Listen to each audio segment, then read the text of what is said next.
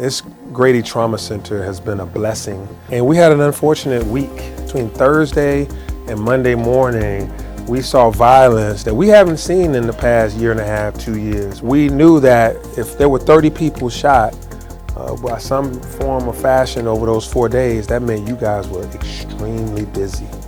City of Atlanta is and owe a debt of gratitude to y'all. You saved lives in that matter, so thank you. What led me to this work, I got shot in my chest, but I just got shot at the gas station. People were arguing, I wasn't paying attention. I was just minding my business going on, and I got caught by a stray bullet. A lot of the people that come here are innocent bystanders. The majority of the people that come in here are not just out there fighting and shooting, doing all that. They just innocent bystanders. I think a typical night for us is going to be about 30 new trauma patients coming in. On average, we will see about 1,300 per year here at Grady of gunshot wounds, but we see the gamut, so we see quite a few people. And I tell people all the time, this is my 9th year here being at Grady, and there hasn't been a night that I've been on call that I haven't taken care of a gunshot victim. So when I think about violent injuries, I really do think that it's a public health problem because it impacts so many people. Hearing that just shocks me.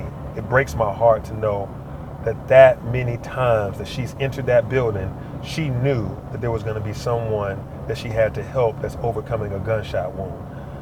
Every single shift, that's intolerable. And people like Gator, who goes in and helps and serves now, even though he was a gunshot victim as an innocent bystander.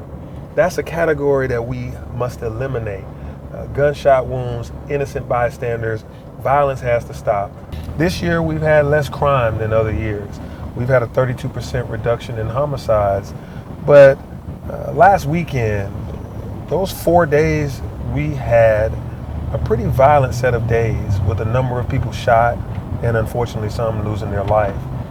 But everybody that was shot did not lose their life because they got medical attention from Grady. You know, Grady right now is our only level 1 trauma center. So when I came by here today, it was to tell you thank you because you're doing a task that needs to be shared, but you're taking it all on yourself.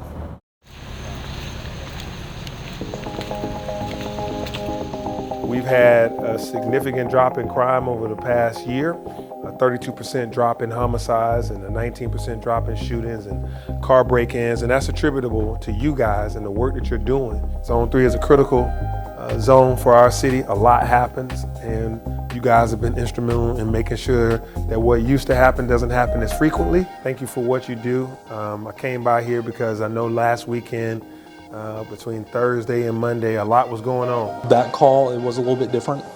We received calls of multiple people being shot at multiple different locations, but in a very close proximity, so we knew that victims were spread out quite far. Thank you for attending to our communities. Thank you for keeping Atlanta safe. Thank you for the work that you do in Zone 3. I'm glad that you guys are out there.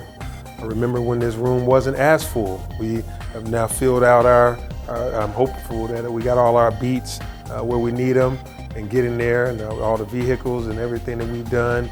And you know, bringing the pension back. We listened to you about the things that you wanted. And then of course the training center. We're on 10-hour shifts now with the Atlanta Police Department. So they go out now at about 9 o'clock and stay till the morning. And so they see all the overnight stuff. And these were the folks that were there at the Empire Park shooting. So these are the police officers that came out to investigate that and to try to resolve that issue. They have done a great job over the past year or two at reducing violence. So we are very thankful for what the men and women of that department are able to do. I'm very appreciative. The citizens of Atlanta are appreciative of how hard y'all work and how much y'all give each and every day. It doesn't go unnoticed by us, the chief, myself. Every single morning, the chief and I and Ms. Burks are on the phone preparing for what's happening today and going over what happened last night. But last weekend, we had too much at one time. So I wanted to come here and say, thank you. Thank you for what you do. I'm with you. It wasn't the best weekend in the city. I'm checking out spots around here just to see If I talk to the owners or the operators to understand what y'all are thinking, what you think might have occurred over that weekend, and then what do you think would be a corrective action? So more patrols. You have security, right? Yeah. And these parking lots around here can be all kinds of activity. That is not representative of what's been happening over the last 2 years. But over the last 2 years, things have gotten better. You know, crime has gone down, new places are open. But obviously that doesn't mean there aren't some things that need to be fixed or changed, right? Yeah. You know? I am a part of the Camera Connect system here. Now you were doing well up until that point, and it was safe. It's safe today. We're gonna make sure it's safe every day thereafter, but we need to be in partnership with the businesses.